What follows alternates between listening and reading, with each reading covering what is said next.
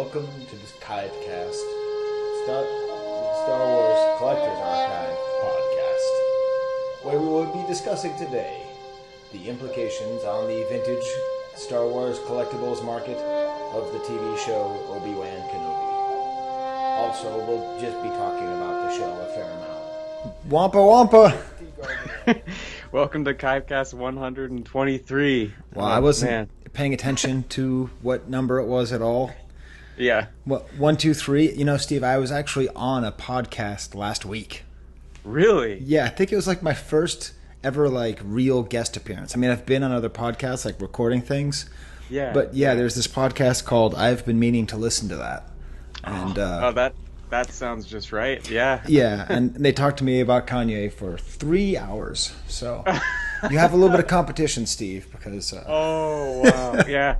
3 hours. That's like our old glory days of the podcast when we had the energy to get through 3 hours. If it's Kanye though, that makes sense. I could totally see that happening. Yeah, but we'll come to something close. You know, Obi-Wan Kenobi, Kanye. There's some overlap there. There is. They were both brought into the world in 1977. So, speaking of bringing into the world, I'm eagerly awaiting the birth of my child here. So yeah, very, very, very close here. Yep, she's 9 months pregnant. So that's the other. We're basically recording this pretty quickly. I'm not going to do any editing, Steve. Try not to say anything too scandalous. All right, and, I'll do my best. I think we're just gonna pump and dump this one out. So, Jesus Christ! Yeah, I said not to say anything scandalous. We're a little rusty. It's been a couple months. We're gonna be okay. We didn't even do a post celebration show, did we?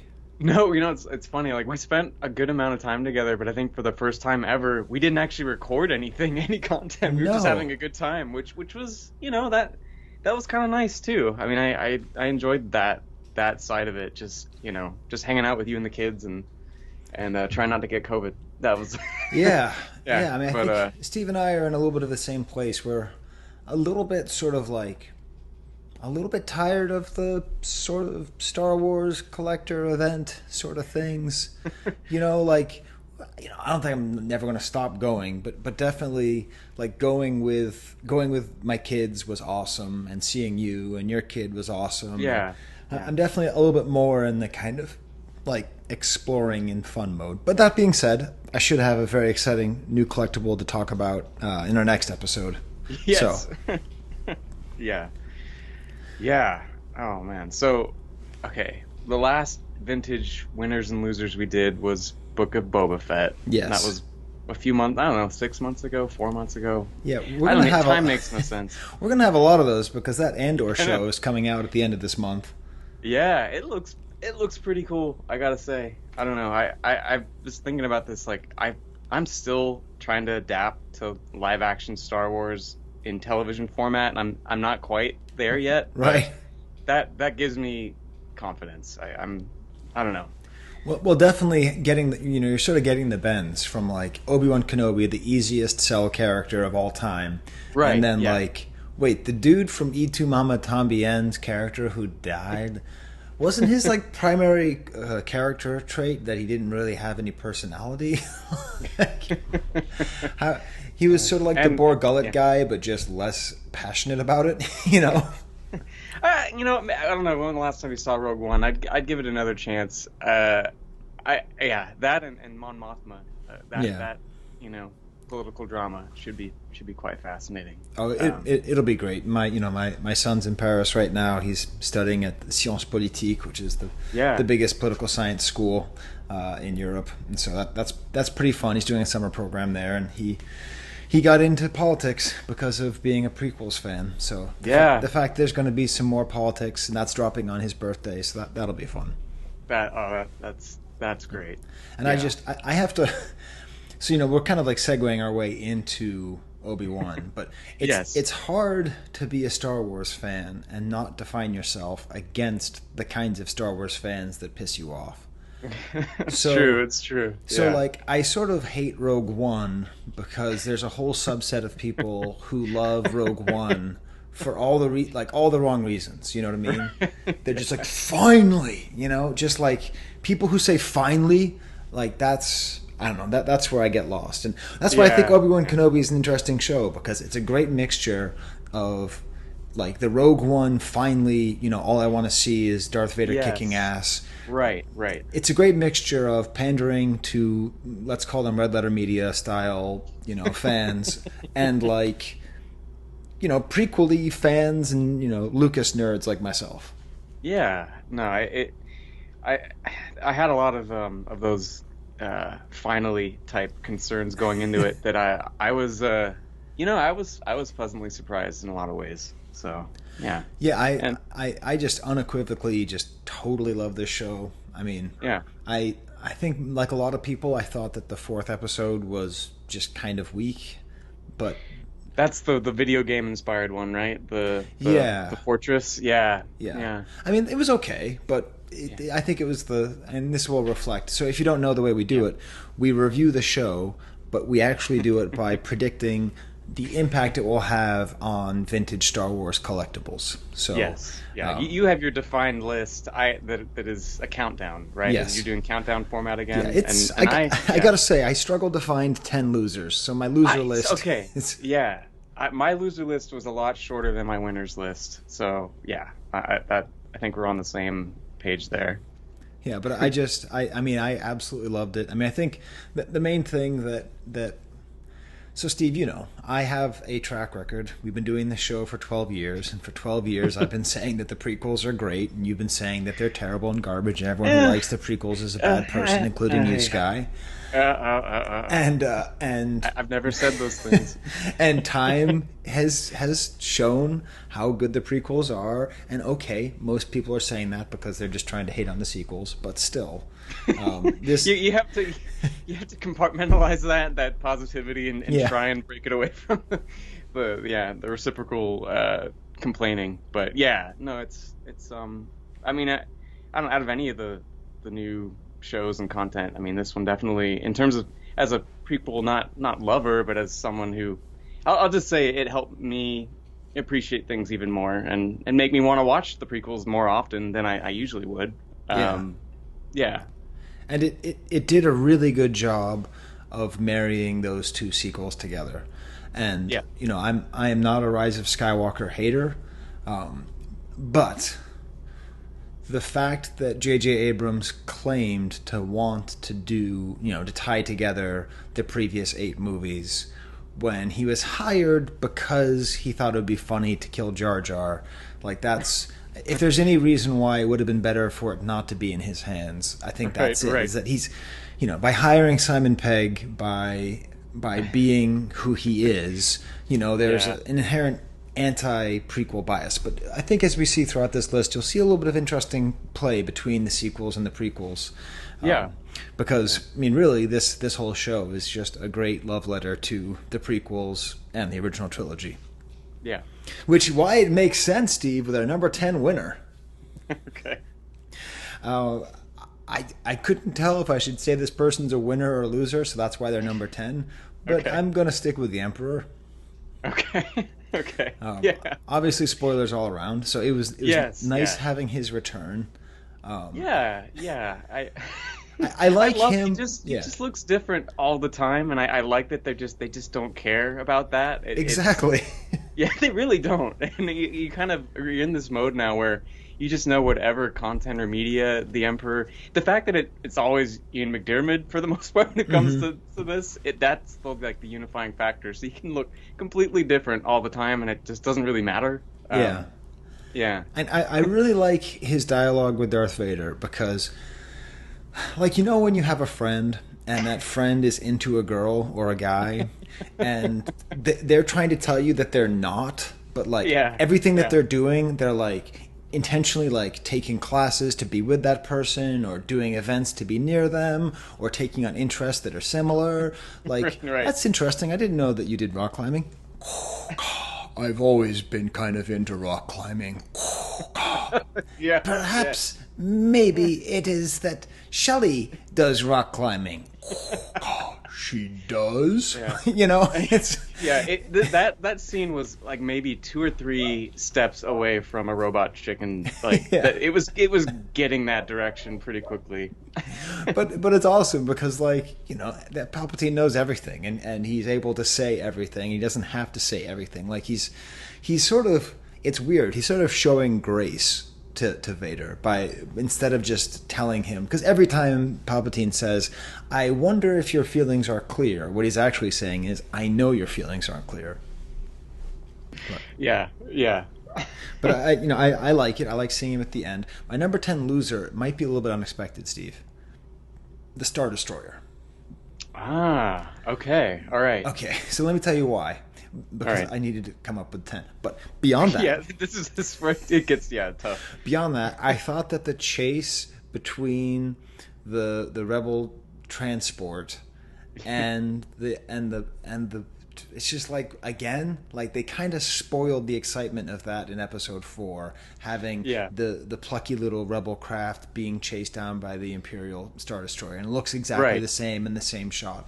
That was, to me, the worst example of sort of like oh, look, I see what you did there.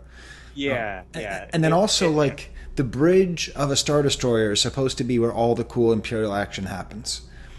But in this show, all the cool Imperial action happens in Vader's castle, which, by the way, I can't put modern Lego, but the Vader's castle Lego that I got for the kids is like the coolest thing ever.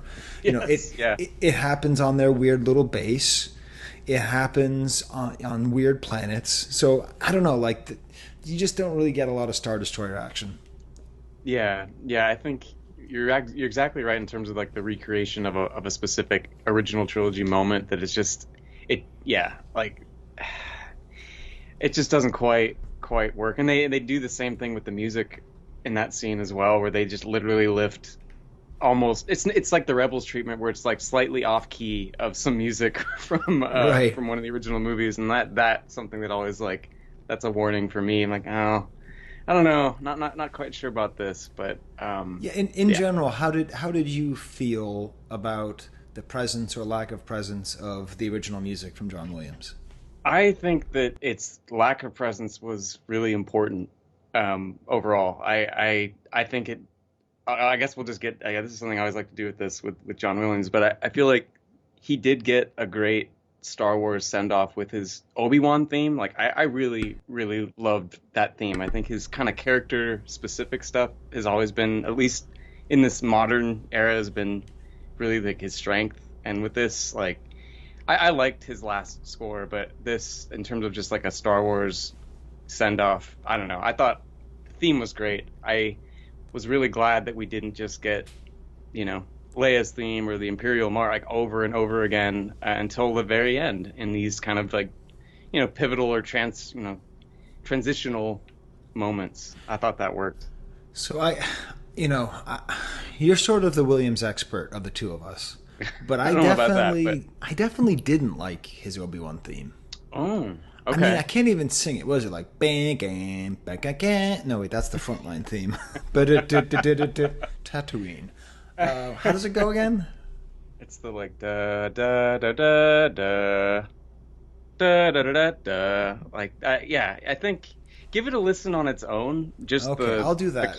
The concert version, okay. And the next time, whenever you do rewatch the show, see how it kind of comes in different forms. Like there's one bit where he's fighting Vader outside of the target in West La Brea, or the construction site. I've seen this place looks just like that across from where we used to live. So that's all I think of when I see it. But there's a bit there where it's that theme, but it's really low, really subtle, and it kind of perfectly embodies Obi-Wan's total fear in that moment. And it really reminded me of some of the stuff in Empire where Luke is scared, but you're hearing like a really subtle version of his theme or whatever. So I think it's woven into the show well, but I'm also super hyper focused on that. So yeah, I think I'll do that because I haven't heard the symphonic version of it.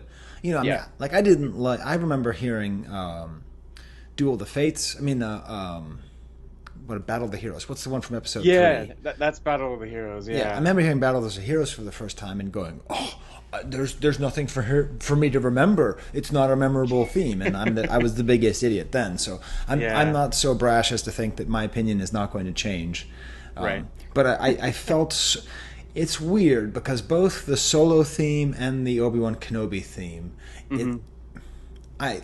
it could just be ageism, but it's like, for some reason, John Williams is not writing triumphant, heroic themes for these triumphant heroes. He's writing these kind of feeble themes. Yeah, right. I feel like with Obi-Wan, I guess it's more like speaking to this moment in his life where there is a lot of kind of sadness and I thought it worked. Maybe there could have been times where he kind of pumps it up a bit in a really, actual heroic moment, but I don't know. I'd say give it another try on its own, and then try and see how it's played throughout the show.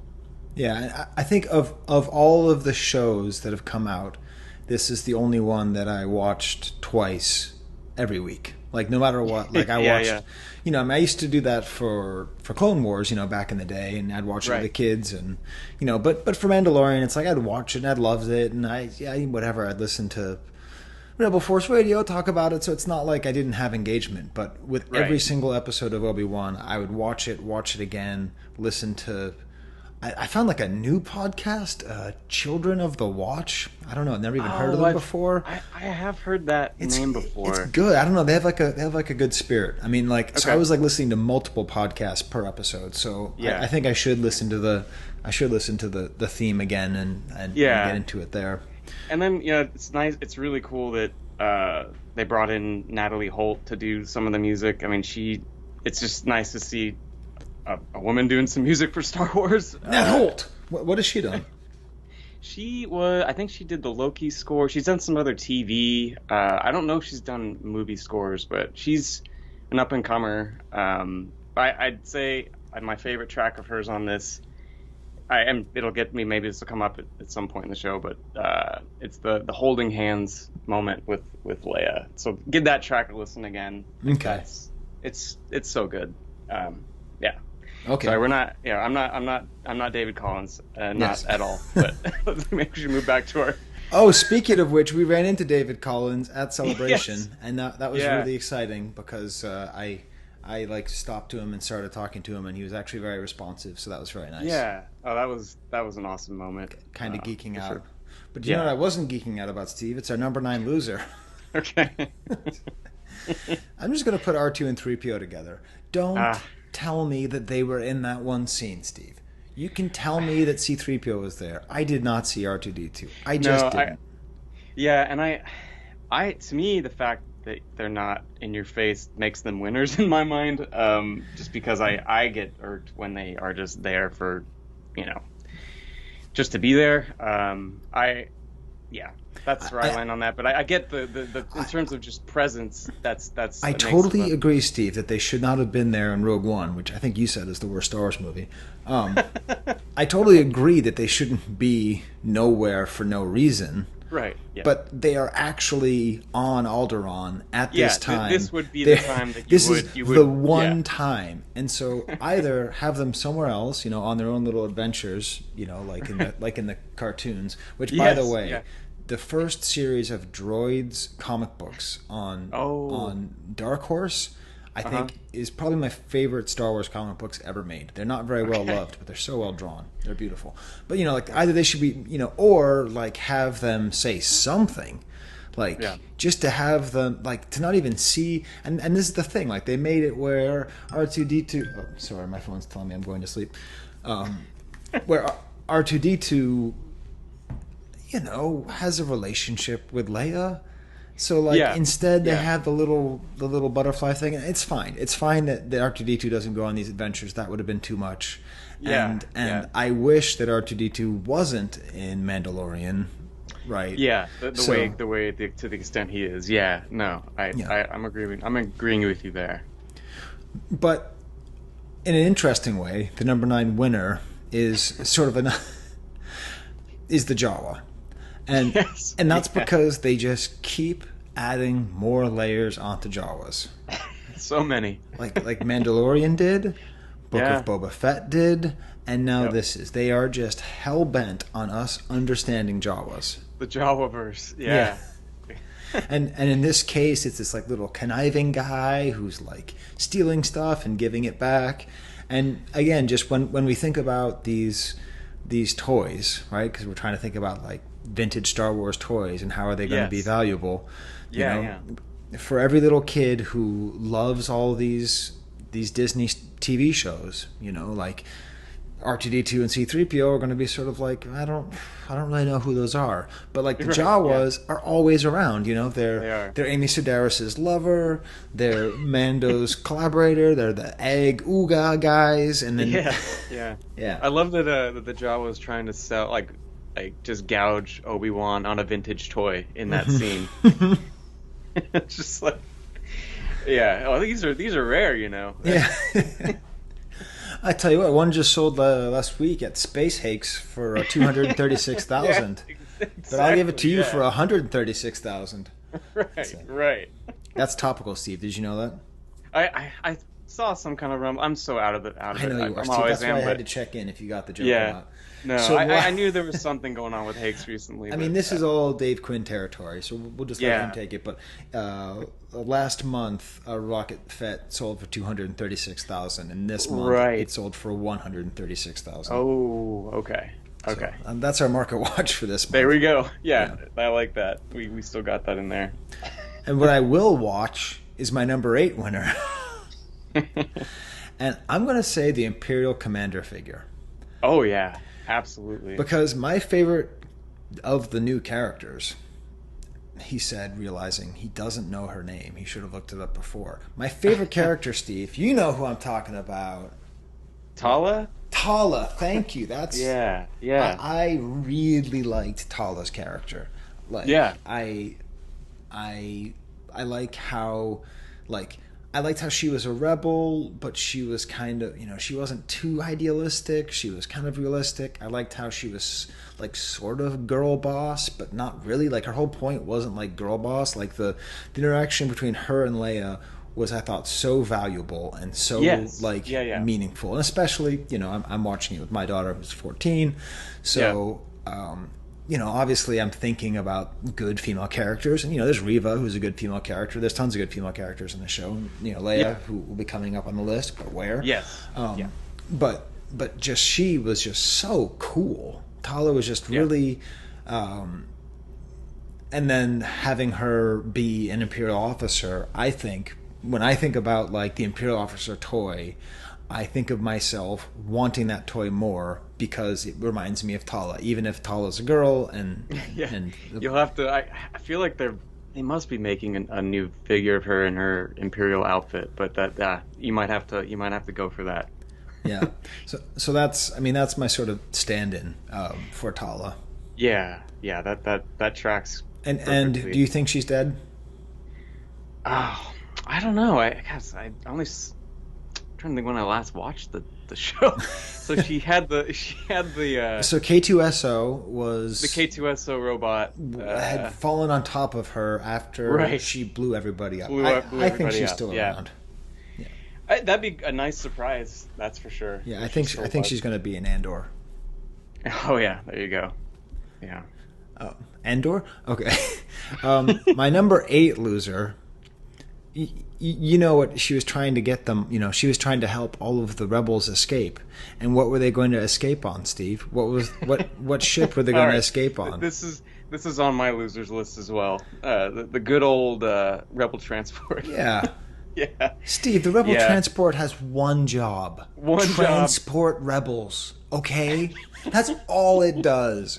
It's to safety in duress. That is its job. That's it. Yeah. And it's not like it's some design that they need to figure out a way to merge the prequels and the new things. They don't need to come up with a hybrid between. It's just a big ugly beetle, and you just got to throw the people in there, and you don't get it. You get some other. Just kind of nondescript. Yeah. I'm totally. I guarantee you Neil Scanlon designed that Rebel transport. I love you like bringing Neil Scanlon into the ship design. He's just coming in and just... No, I mean, the ship that's there is fine. But yeah, but that's your opportunity right there. Yeah. And it wouldn't have been like... The thing you know is, what? Andor's going to come to the rescue, Skye. Again, we'll have some Rebel transport action there. Yes. We can hope. We can hope. And then I would say my number 7 loser is another ship. I had to do for a lot of ships because I'd say the individual characters. Yeah. I'm going to go with the Snow Speeder. Okay. Because I just don't like that they said it's a turd hauler. Like, it's a sewage hauler? Is that what it is now? Right. I think so. Yeah, I think that's what she said. Something like that. Yeah. I don't like... That's the... Like, in general, they've been doing a good job of not doing retcon. Right. And that just really feels like retcon. Like I was not wondering how did they get the snow speeders. And now that I know that snow speeders are essentially like you know those trucks that you see that carry the porta potties on the highway? Yeah. That's a snow speeder. Like, yeah. And if that's the case, if it's a sewage transport, why is one of the seats facing backwards? No, the poor backseat driver, really. That's a rough spot. Yeah. And why do you need guns on a sewage transport? Like, why do you need guns that can shoot backwards? Like, are you going to blow up the porta potty behind you? I've watched a lot of nitpicky videos about this show. A lot of people calling it mid and all these other stupid words that young people use. But I haven't heard anyone make that a point. That I mean, the only thing, the reason why, Steve, is because we just missed episode 3.5 where we were introduced to Wade. And, and we learned just how terrible it was that Wade was lost. Like, I don't think that they swung and missed a lot on this show. Like, I think it really is great television. But they swung and missed with like trying to get us. It sort of reminded me of the first time I heard Mon Mothma talk about how many Bothans died to bring the information. I was like, oh no, not the Bothans. Not Wade. They killed Wade? Oh, yeah. That I see where you're coming from with that. It was really odd. I don't know if, speaking of the other pilot, I don't know if you watch Pen 15. I can't remember if it's on Hulu or not. It's a comedy series, but that actress, Maya Erskine, I think, she's usually just so funny. So she's from that? To see her be just completely straight and not, that was kind of that was weird to me. When I saw she was cast, I'm like, oh man, this is. I wonder, what kind of laugh I might get. And yeah, that it was completely just sorrow. Which she also pulls off really well, but in a really endearing way in that other show. So yeah. Anyway, that's just an aside. Many Wades died to bring us this information. Many Wades. Yeah. Wade Boggs, Wade Davis. How many Wades can we name? Wade from it's really like Southern Wade. Wade Greenwell, Mike Greenwell, Wade. They're all baseball players, Steve. Every Wade I can name. Those are the only ones I can think of are the Wade, baseball players. Wade Miley. Here's a question: has there ever been a professional football player named Wade? Okay, tell us in the comments. Yes. Yeah. My number 7 winner is almost a loser, but hey, the Imperial probe droid. It turns out, we see where it gets shot out from, right? And that was my absolute look. Okay, so when we went to Celebration, so we had a great time at Celebration, just great. I took my kids for the first time. I didn't do anything special. I didn't give any talks. I didn't get dressed up as any weirdos from the 80s. I was just, I waited in line just like everybody else, and it was great. It's the most fun I've had in a long go time. Yes. My kids and I trooped as Jar Jar Binks in overalls. It was just really fun.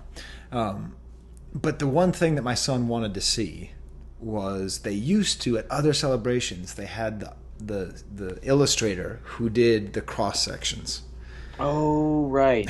So Yeah. when I say that my son has probably spent more, like he probably spent more time in elementary school looking at Star Wars cross sections than he did like math, because he would just spend hours looking at the cross sections and all the little stories, all the details, all the details. So when you got to see that Imperial tower on that water planet, whatever, the water world, and when you saw those Imperial probe droids shoot out the top, that was just the coolest. And I understand it doesn't really make sense, like why, like they could shoot things that can go to any planet in the entire galaxy from this little, like none of it makes sense.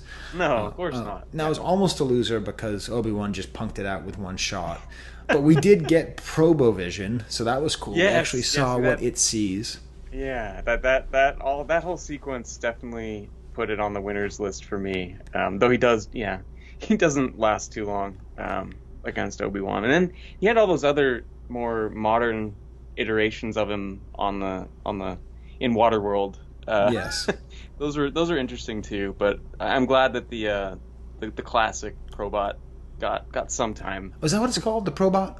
I think Kenner-wise it's called Probot. Like it's the Probot turret whatever playset, I think. Yeah. Probot, right? Yeah, anyway. I should probably know that. It's all right. Well, speaking of Imperials, Steve, my number 6 winner, I'm just going to go with Stormtrooper, Steve. Yeah, you have to. And I'll tell you why. Because there were no... They just okay, there was whatever. They had the video game troopers. But beyond that, like they really just stuck to Stormtroopers. They just there weren't like desert. They didn't even have the stupid pauldrons. Like they were just Stormtroopers on Stormtroopers on Stormtroopers. I also, I really liked the scene with the homeless clone. You know, that was a neat idea. That was great. Yeah. But in particular, the scene in that episode 3, which I think episode 3 was my favorite, and not for the fight, for the first half of episode 3. No, yeah.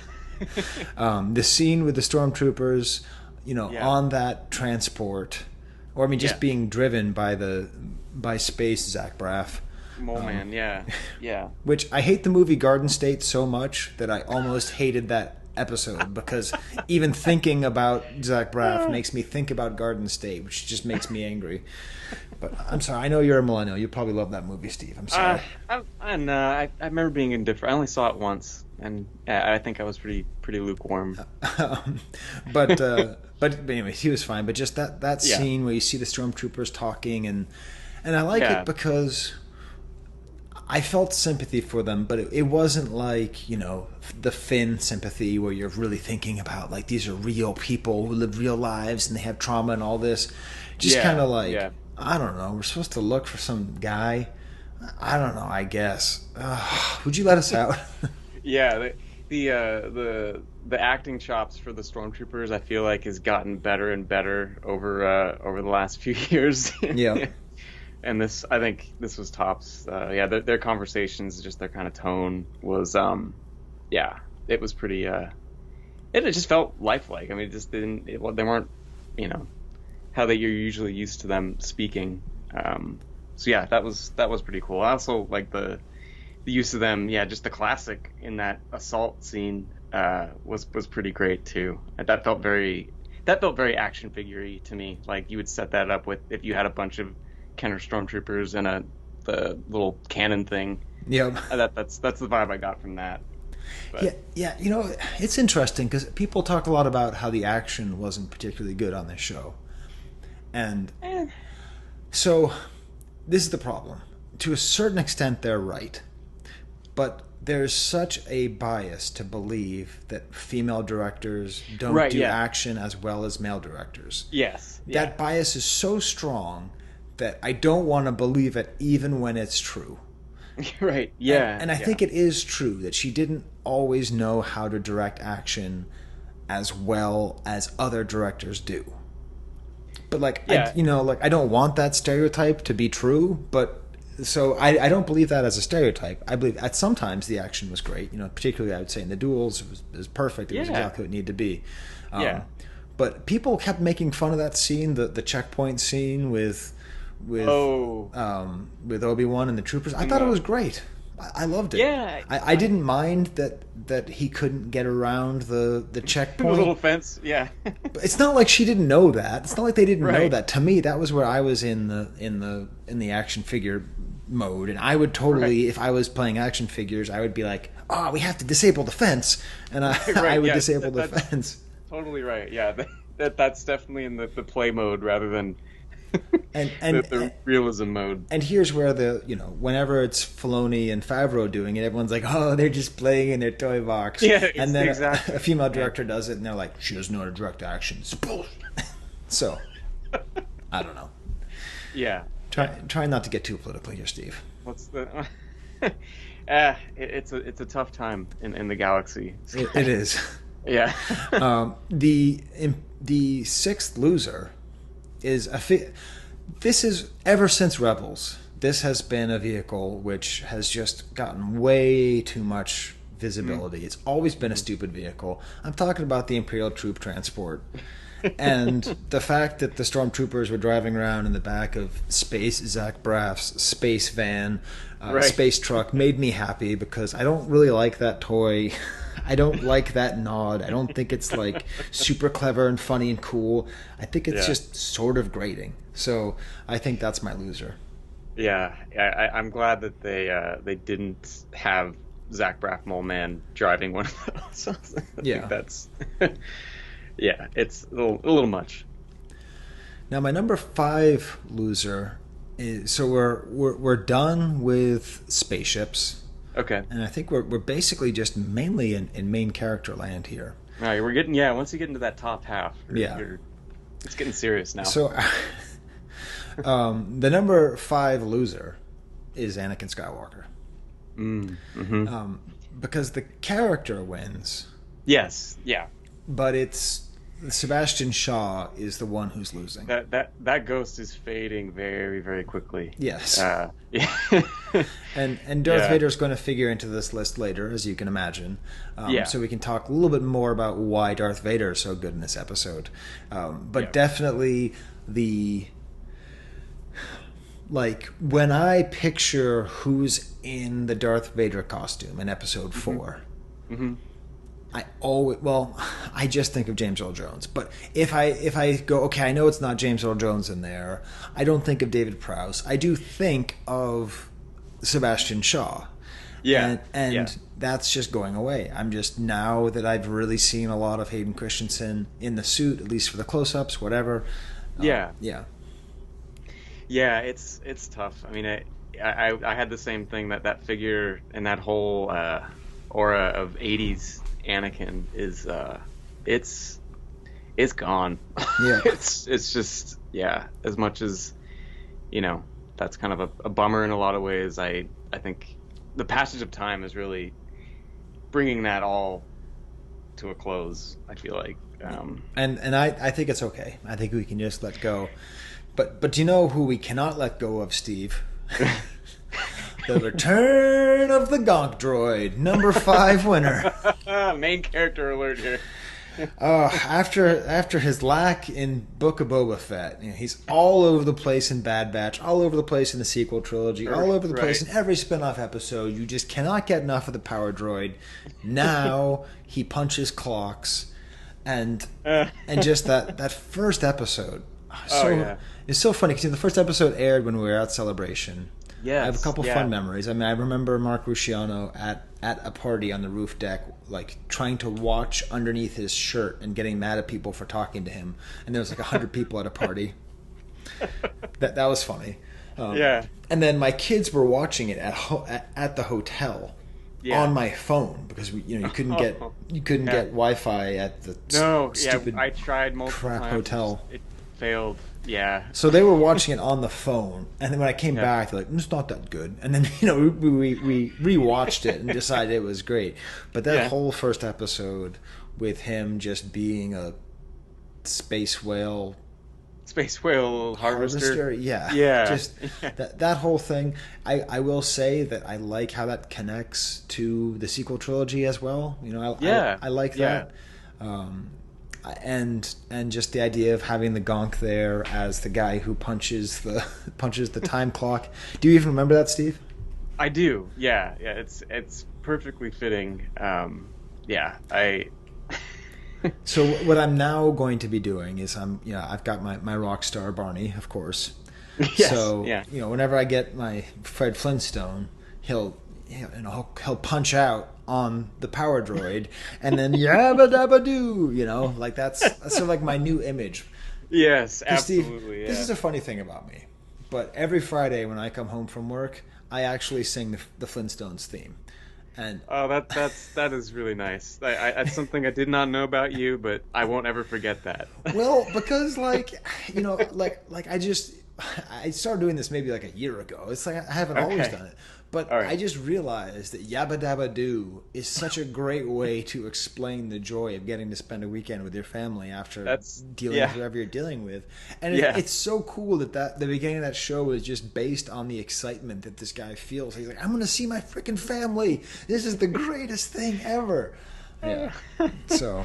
Yeah, no, it's too bad. Yeah, Obi-Wan didn't slide down the whale's carcass on his way to his Eopie. That's right. Yeah. Oh man, that's great. And then the number 4 loser, who's basically almost always on this list, Steve. We got the Cantina aliens. Yeah, they were on my loser list too. You're on Tatooine. If there is a time, I know. If there is a time, it's now. Yeah. But they really just it was almost all human beings. I feel like there was barely any creatures of any kind in any of those. I guess Anchorhead doesn't like aliens. That's where he was, right? They were in Anchorhead, that town. Yep. Okay. There was just nothing. Yeah, not a one. That's a big loss. But again, it's sort of like the R2 and 3PO thing. Yeah. Yeah. I mean, it could be that this is all Dave Filoni's fault, or George Lucas's budget's fault, because those first 11 seasons of Clone Wars, it was every single alien was a hammerhead, and in a different outfit. You just knew you'd see him in the background, just be But there could be some more of them. And also, Steve, anytime... So Steve sent me a whole bunch of weird images. I don't know what he's planning on doing with a lot of them. So if you ever want to interject them... I guess maybe this... We're talking about creatures, so this could be... Yeah, this is a neither winner nor loser, just odd thought. But in that second episode, there were a lot of weird creatures, which was nice. You're getting some interesting stuff. You see something that's new. But I could not help but think of the dinosaur Goombas from the live-action Mario Brothers movie from the 90s, and or the live-action Dinosaurs TV show on ABC, where you had that Velociraptor bounty hunter guy. Just the way he moved, his whole vibe was such a weird combination of those two bizarre things that I remember growing up, that I just wonder how they landed on that guy. I think I love it. I don't know, but it's hard to disassociate those other bizarre 90s properties from this weird, dinosaur bounty hunter.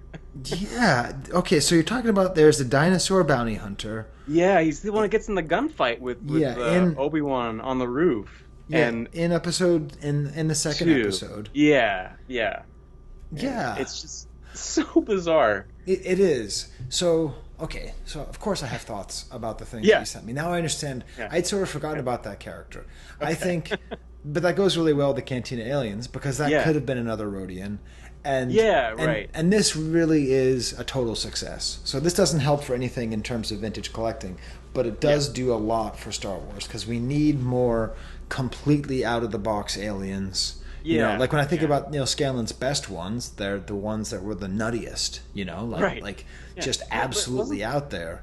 There was one in that episode that was literally just two giant hairy legs, if I remember. And the two hairy legs were getting interrogated by the stormtroopers, which I thought was funny. Yeah. You need that kind of just off the wall kind of thing, not just a more blob like aliens that you get to see a lot. But so when I was in high school, Steve, I had an obsession with Dennis Hopper. Okay. All right, here we go. Yeah, no, I just love Dennis Hopper. I was really, I was really into him in Blue Velvet, and then I sort of like started getting into the movies he directed, like this weird movie called The Last Movie, where when he was filming it on set, they ended up finding him walking naked through the streets of Mexico. I got into his sort of like, he had this weird movie with Kiefer Sutherland called Flashback, which I thought was absolutely hilarious. I got really into not only Apocalypse Now, but the Apocalypse Now documentary where he's talking to Francis Ford Coppola, and he's like, Francis Ford Coppola's like, I needed you to get to the point where you know your lines so well you forget them. And then Dennis Hopper's like, that's where I am, man. I just forget them. And it's so funny. So I did hunt. Like, I didn't used to hunt for toys. Yeah. Except for I hunted for the Dennis Hopper toy. And if anyone out there has any Dennis Hopper prototypes, either from Waterworld, did they make a Koopa Dennis Hopper toy? Yep. Oh, that is amazing. I have one of those. Yeah. I mean, I have production figures of those. Excellent. So, yeah. Oh, that's great.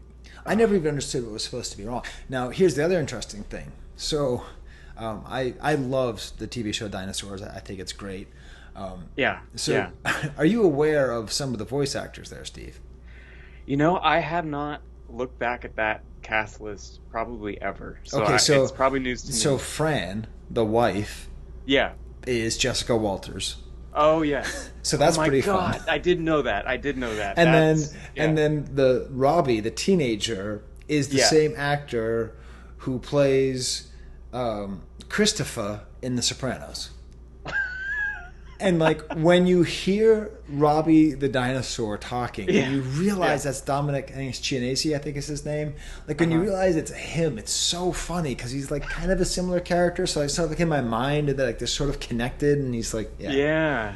Oh God, see now, we need a Sopranos dinosaurs crossover, a Soprano Dinosaurs Arrested Development crossover. Yes, yeah. I like the sound of that a lot. Well, the number 4 winner, Steve, maybe people would think she'd be higher up on the list, but I think I'll have to say Princess Leia. Yeah. No, I mean, I honestly, obviously, I have a young daughter who is younger than this Leia, but a lot of the the challenges that Obi-Wan faces, his frustrations, that connected with me a bit, but also just I don't know. I thought in terms of kid actors, it's really tough any time. But when you're trying to be, this iconic character, I thought she was great. I mean, I really did. The funny thing is, I have never had a greater gulf between my initial dislike and my eventual immediate love. So, like by the end of the first episode, I actually really liked her. But I had no idea she was going to be in the show. So I didn't either. When they cut to Alderaan, I had this feeling in my gut like, oh no. And then like they get closer, I'm like, oh no. I was all mentally prepared for young Luke. I am not ready for them to try to do some kind of young Leia thing on me. And then her sass was up to 11, and all of I would say the only time she was ever not a totally awesome character is when she was on Alderaan. Like, when before that dinner party, whatever. Yeah, right. But like, I mean, maybe I should have put her higher. I mean, really, my top, my 4 through 2 are basically all ties. But they really expanded the Force, and they did it without telling you that they were doing it. So there's this whole thing about the sequel trilogy having Force power creep, and it makes sense. The Force just gets more and more powerful until the Emperor sneezes and blows up 1,000 Death Stars, right? And that's fine. That's inevitable. That happens in all franchises where characters get more and more and more and more powerful. It just ratchets up as you move along. Yeah. I mean, that's what's happening in Pokemon, Steve. I mean, it's just. Oh man. Oh, I mean, eventually we're gonna have all these CP 5000. And what are we supposed to do, Steve? What are we supposed to do with our old Garchomps? You know what I'm saying? I wish I could help you, but. But with her. Like the way that they made her Force ability the ability to cut people down to size. Yeah, but it wasn't just that she was like the king of the sick burns, the queen of the sick burns. She was just so capable of seeing people's weaknesses and understanding them. And she had this like I would get so excited when she would talk, like whenever she would talk, like tell the truth to Obi-Wan, or when she told that that little fascist off, right, like it was so exhilarating. And I understand that I'm not like most Star Wars fans. So most Star Wars fans like the Force for the lightsabers and the moving rocks, and I like that stuff too. But this was such a cool way to see that absolutely she is ridiculously powerful with the Force. And I don't think I've ever seen her, like, it makes sense that is a power that she had in episodes 4, 5, and 6. But I really enjoyed seeing it here. So that was the main thing. Just the like her main Force ability was just like telling the truth, Yeah, just cutting straight through. Yeah. And again, like it's hard not to allow your biases come in, and I don't know if having a woman director means that having the most interesting Force usage on here be emotional and intellectual honesty. Again, that's very biased and gendered, and I don't like it. It does appear to be true, so there you go. Right. Yeah. My number 3 winner is Obi-Wan Kenobi. Okay. So you might have expected him to be number 1. I bet everyone had him penciled in at number 1. Like I said, 4, 3, and 2 are all basically tied. Now, this could just be because my son was wearing an orange jumpsuit and a Jar Jar Binks mask, and we were manning the table at the Empire State Collectors Club. Yeah. And I was wearing a blue jumpsuit and a Jar Jar Binks mask, and my daughter was wearing a white jumpsuit and a Jar Jar Binks mask. And because my son was wearing an orange jumpsuit, the ice cream maker brigade saw him and said, "What are you doing standing there? Get with us." And so my son, in full Jar Jar mode, starts following them. Yeah. He goes, "Okie day," and he starts running through the whole place. He runs all over the floor. He is a part of it. He's hearing them discussing how they had to get their costumes approved and how they've been planning this for years. And here he is, Jar Jarring his way until he ends up on the stage where he almost knocks over this spaceship display that they have because he can't see anything because he's in the Jar Jar thing. So he's going grotesque Jar Jar mask. He's going full Jar Jar. And then he happens to look over where there's like a VIP room. And out of that room comes Ewan McGregor, who is looking at this whole spectacle. And obviously, everyone looks the same. They're all wearing mustaches and orange jumpsuits. But he sees one person wearing a Jar Jar mask. And he looks and he waves to the guy in the Jar Jar mask. He waves to my son because obviously, Ewan McGregor sees a Jar Jar. He's going to wave. So that was the best moment of celebration for me, and I wasn't even there. I was busy arguing with people about why I'm not going to give them a coin or a patch. Right.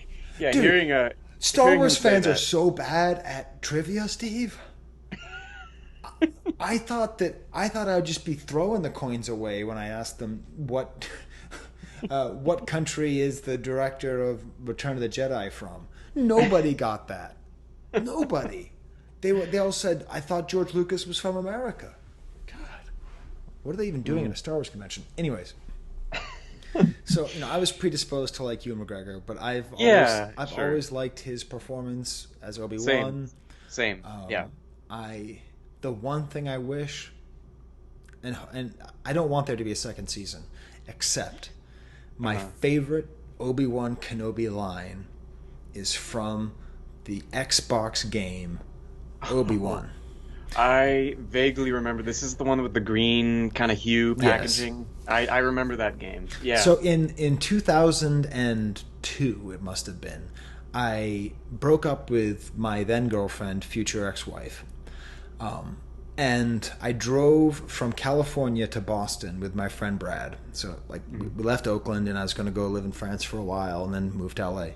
And so, like, my thing that I did when I broke up was, like, I bought an Xbox because, you know, like, I didn't play video games because, you know, I was trying to be a good boyfriend and all that stuff. So I'm like, screw it. If I'm going to be lonely, at least I'm going to have video games. So I got this Rallycross game, which was ridiculously fun. And the only other game I got was the Obi-Wan game, which I've seen like 20 videos trying to describe why it's such a bad game. It was the greatest game. Yes. Did people not like that game?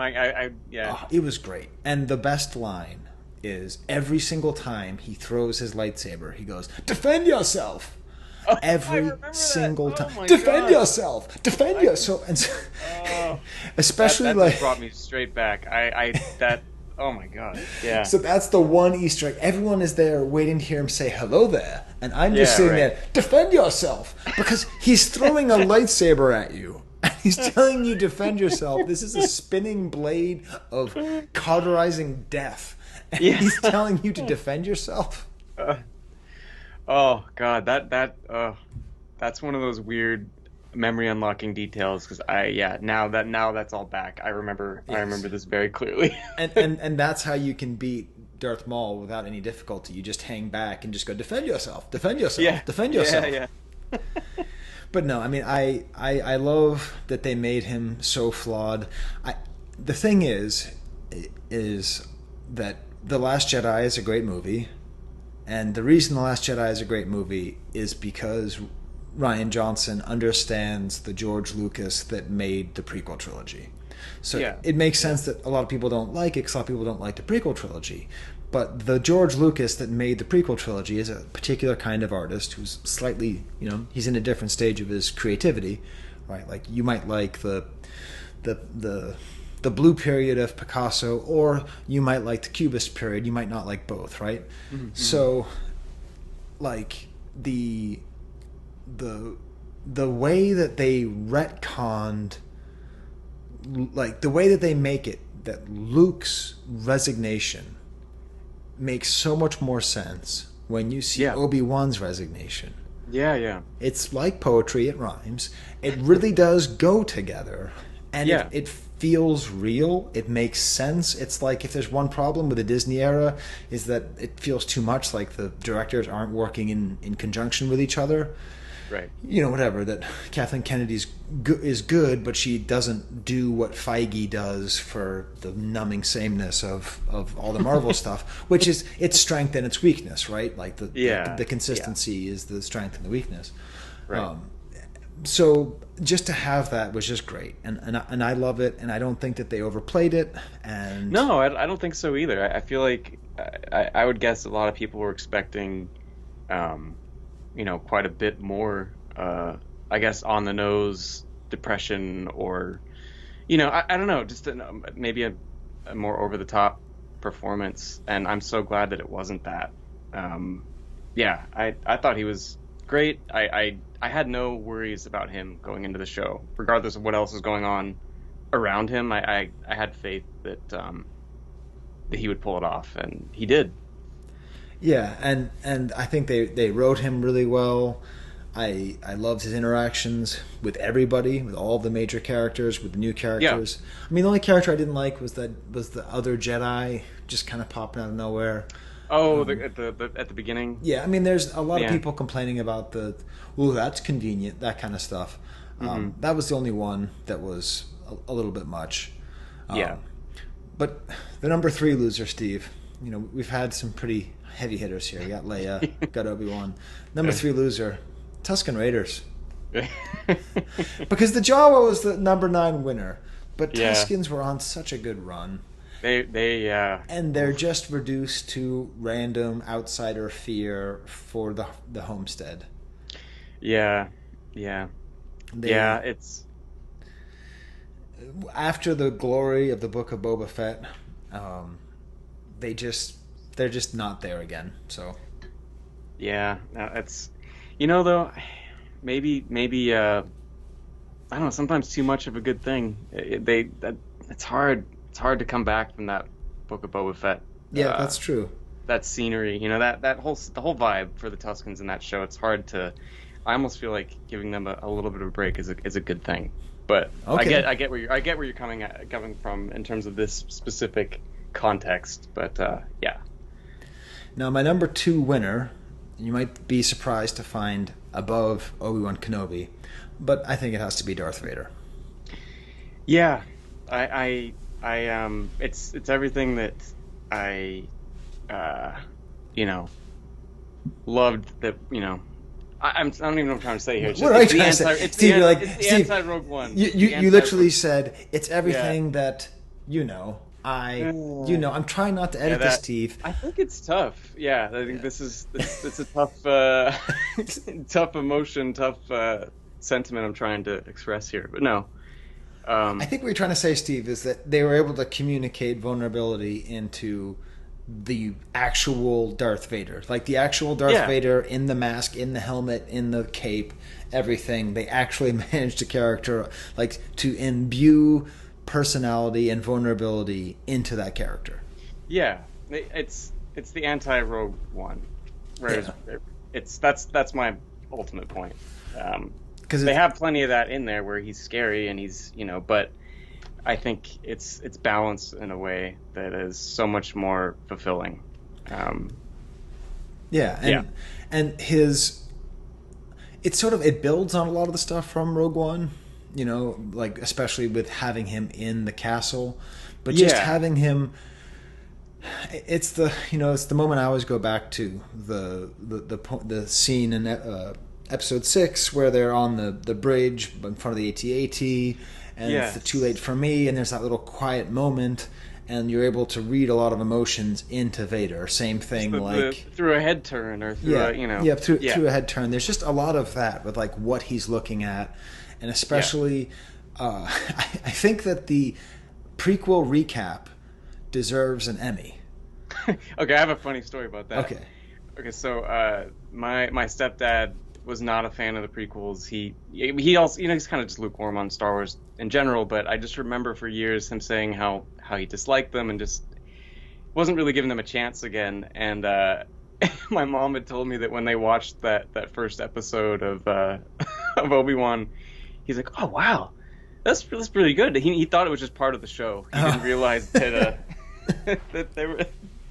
It was just such a I think it speaks to the power of a good editor, and to the power of the stories from which they were edited. No, exactly. No, and it's a story, and then piecing it together in a way that it was like a couple minute recap. Yeah, and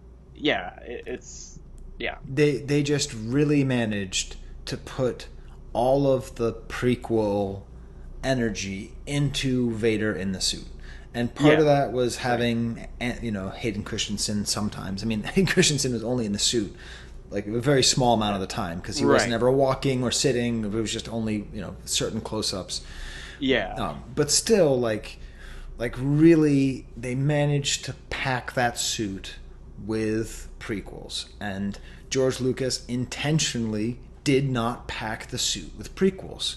He had the "Where's Padme?" No, and he had the folding the arms, but that was it.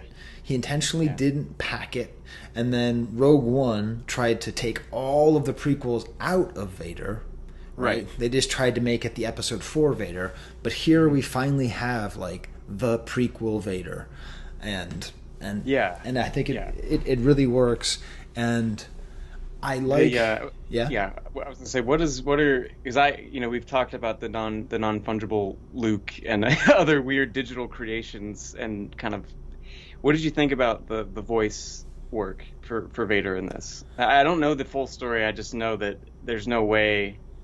I mean, it's not all just original James Earl Jones. It's probably some of it is clearly a bit Hayden Christensen, but I don't know. I'm just curious how you felt about the usage of the voice, and regardless of whatever bizarre technology might have generated it. So here's where I hate to be honest.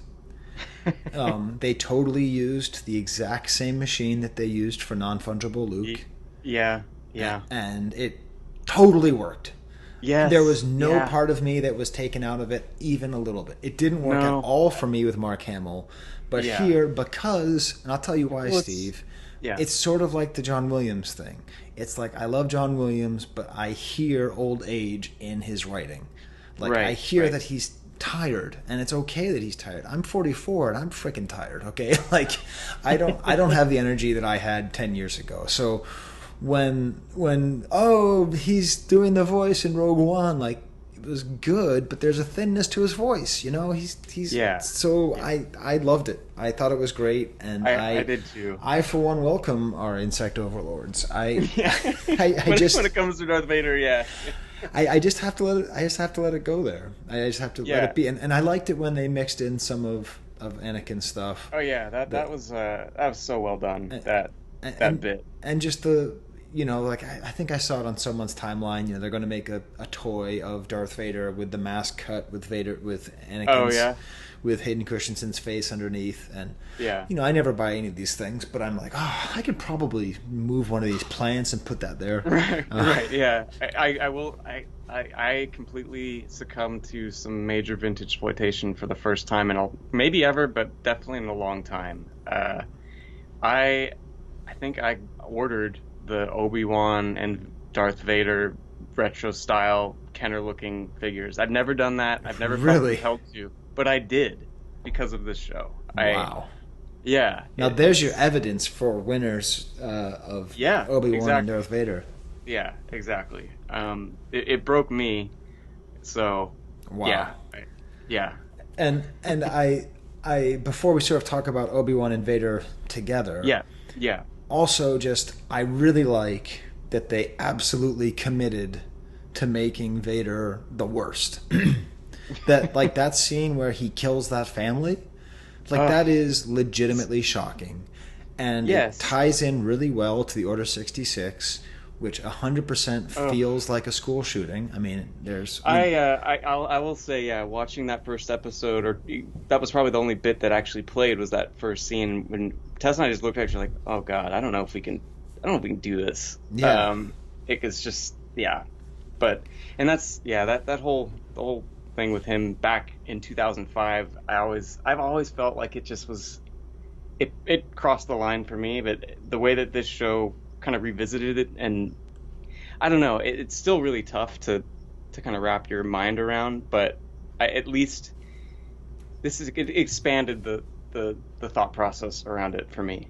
And they're not trying to make him cuddly at all. Like, they really are trying to make me. They're trying to make me dislike him. They're trying to make me hate him, and I still can't help but feel the compassion. I still can't help but feel bad for him when he can't breathe on the planet. Like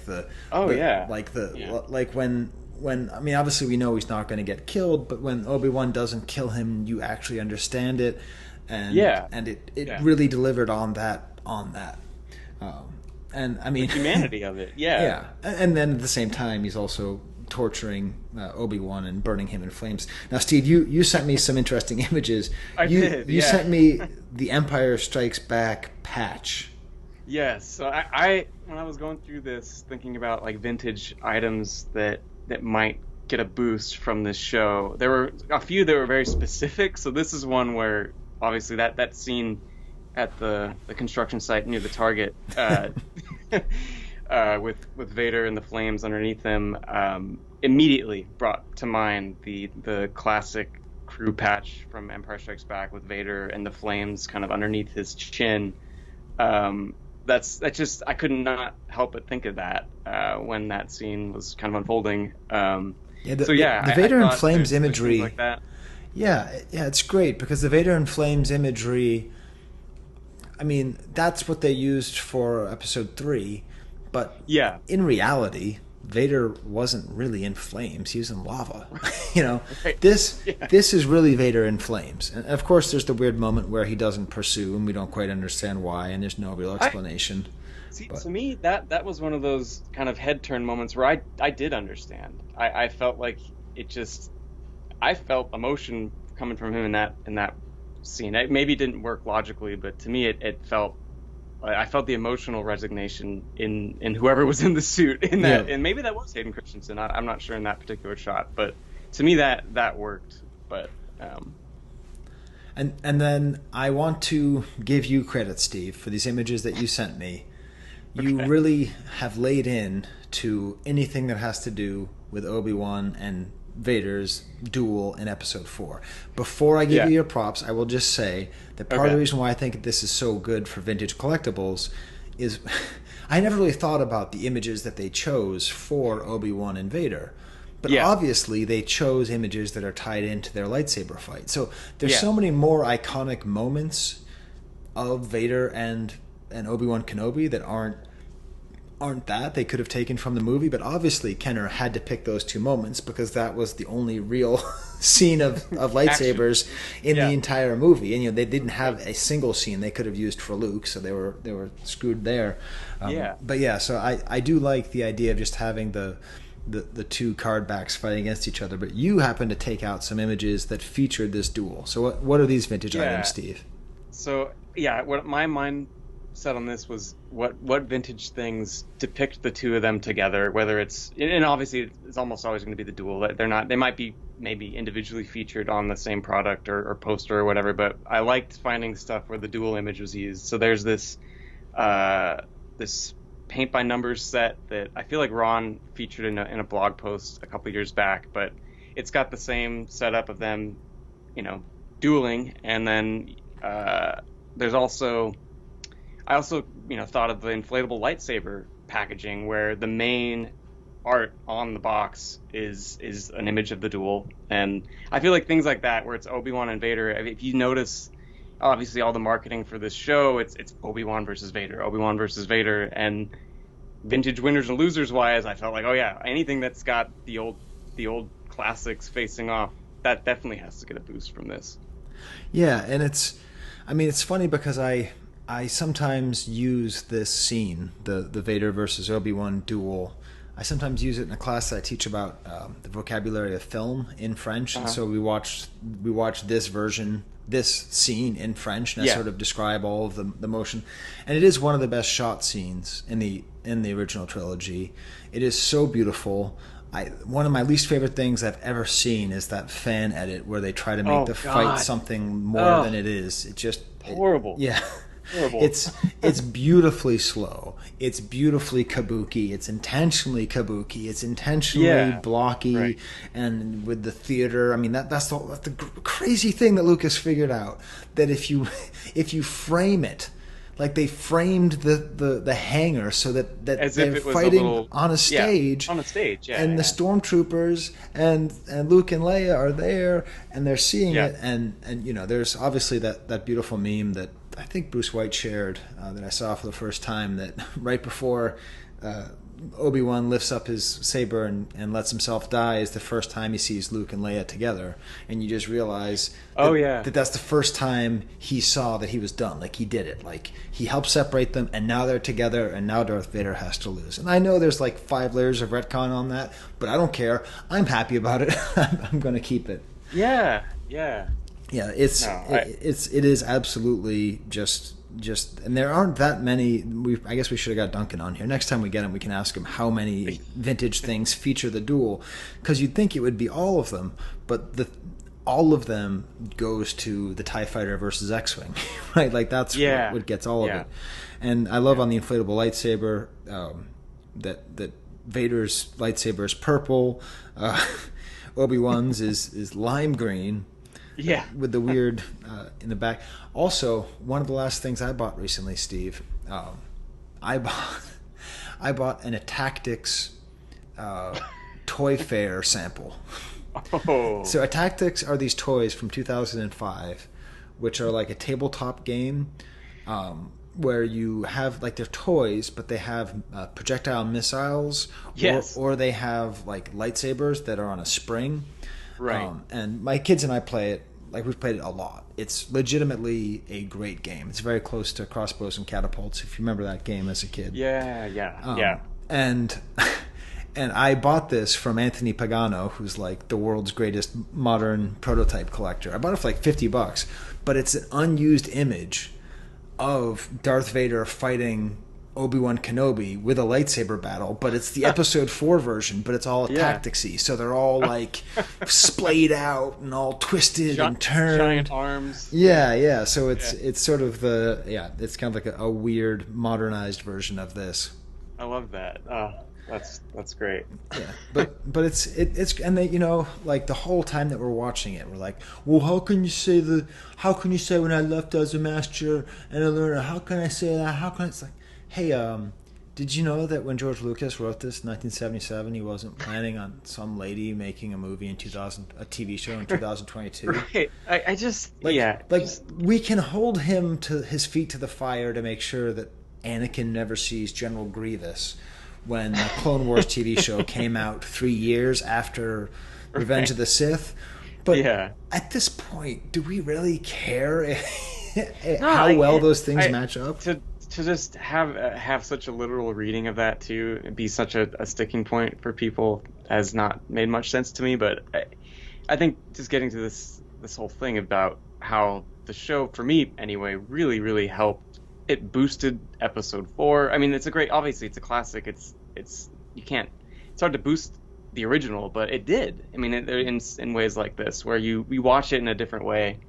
And same with the prequels for me. I'm more excited to revisit the prequels more often because of the show. And I feel like,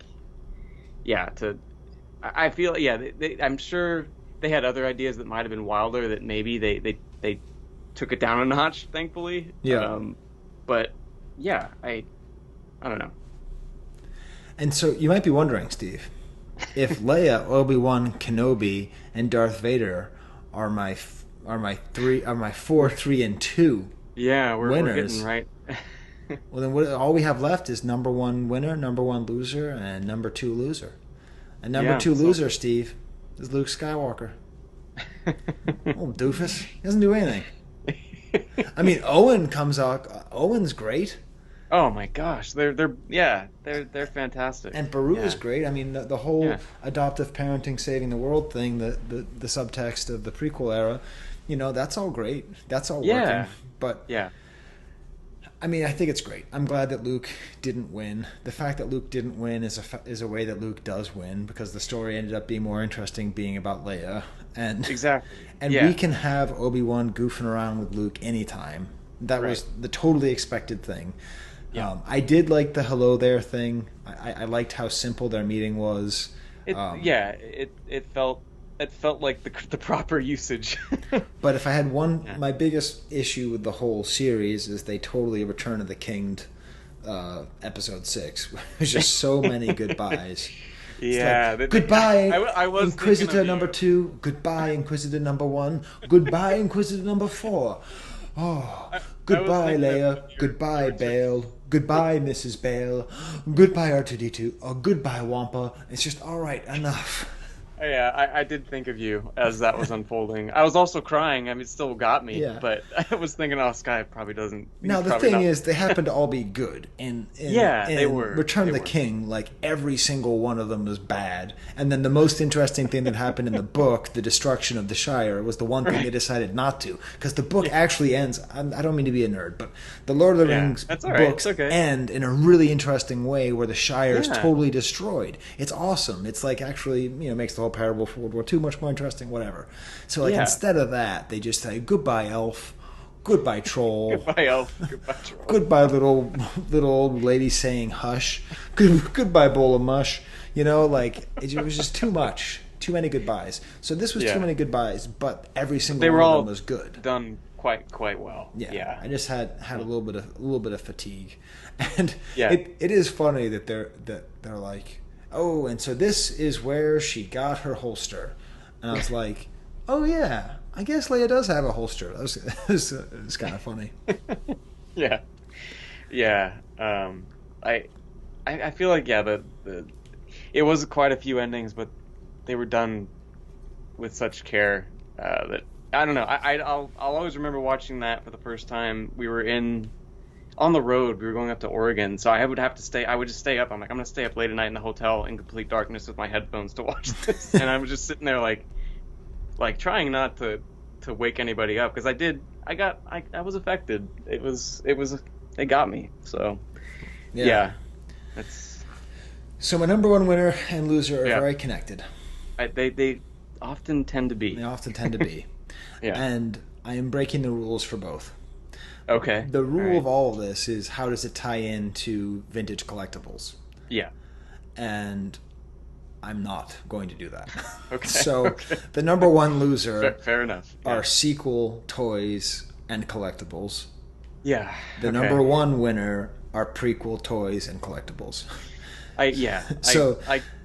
So we are the Star Wars Collectors Archive podcast, and that we're not vintage exclusive by nature, right? The Star Wars Collectors Archive is not expressly vintage only, and the modern toys, I feel this crazy erasure of the sequels happening that I felt as the crazy erasure of the prequels before.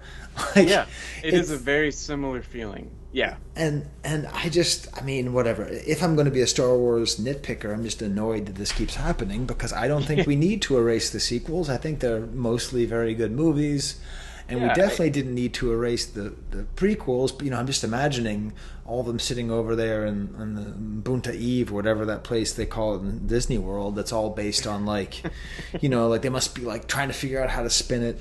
But really just for I'm not going to spend too much time on the sequel thing, but definitely the modern prototypes, the modern toys. Yeah. Just between Book of Boba Fett giving Mandalorian the Naboo starfighter, between Obi-Wan being on his little Eopie. Yeah. It's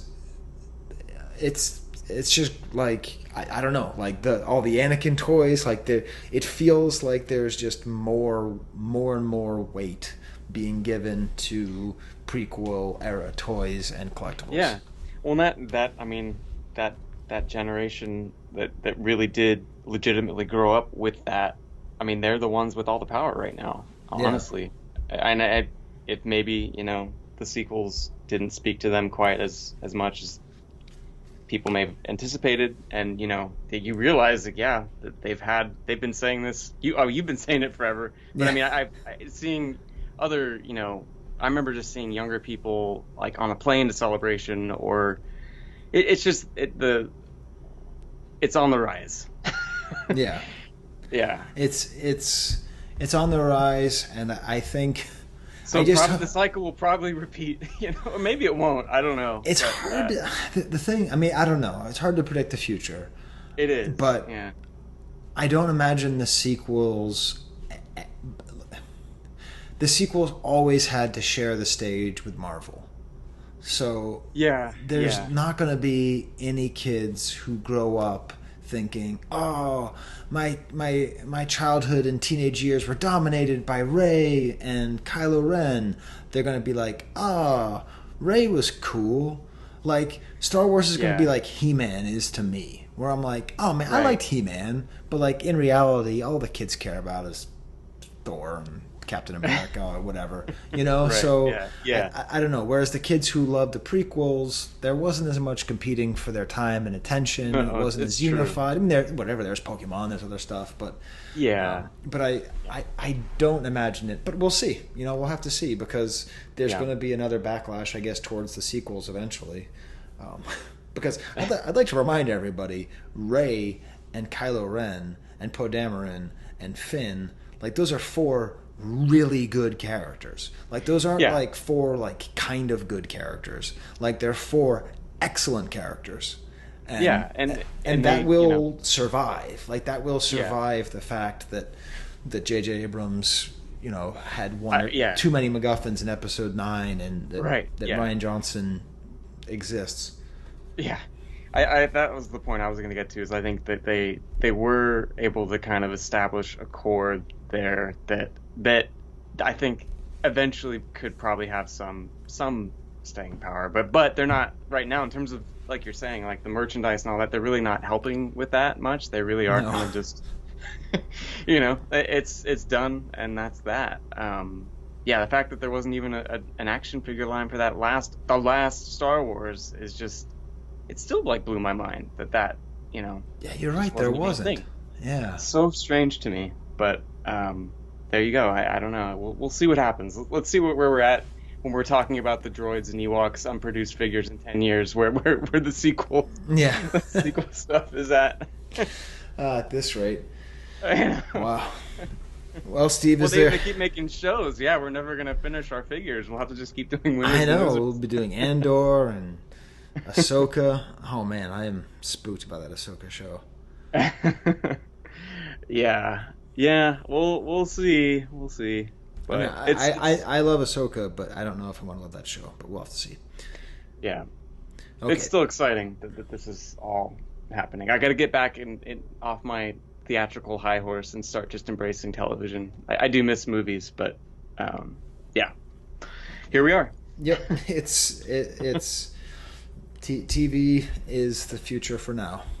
Yeah, I mean, remember it was George Lucas who said in like 2005 that like in the future all entertainment will be on some kind of central computer and no one will ever have to leave their house.